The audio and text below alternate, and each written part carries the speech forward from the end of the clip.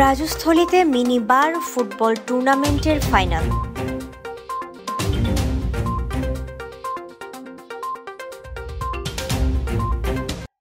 রাঙামাটির রাজস্থলী উপজেলায় শহীদ রাষ্ট্রপতি জিয়াউর রহমানের কনিষ্ঠ পুত্র আরাফাত রহমান কোকোর স্মৃতি স্মরণে উন্মুক্ত মিনি বার ফুটবল টুর্নামেন্টের ফাইনাল অনুষ্ঠিত হয়েছে। শুক্রবার রাতে গাইন্দা ইউনিয়নের উপজেলা সদর মাঠে উপজেলা ছাত্র দলের আয়োজনে অনুষ্ঠিত খেলায় উপজেলা পিকআপ দল 2-0 গোলে অটোরিকশা দলকে পরাজিত করে চ্যাম্পিয়ন হয়। খেলা পরবর্তী পুরস্কার বিতরণী অনুষ্ঠানে প্রধান অতিথি ছিলেন জেলা ছাত্র দলের সাধারণ সম্পাদক আলী আকবর সুমন।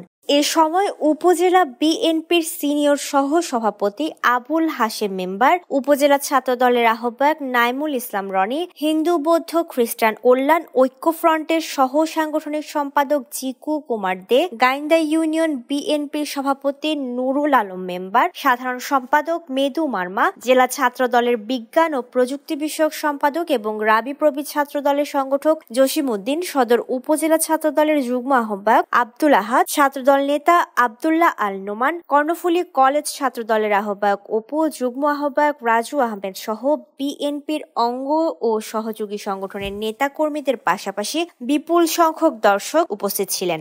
সংক্ষিপ্ত আলোচনা শেষে চ্যাম্পিয়ন ও রানার্স আপ দলের খেলোয়াড়দের হাতে ট্রফি তুলে দেন অতিথিরা।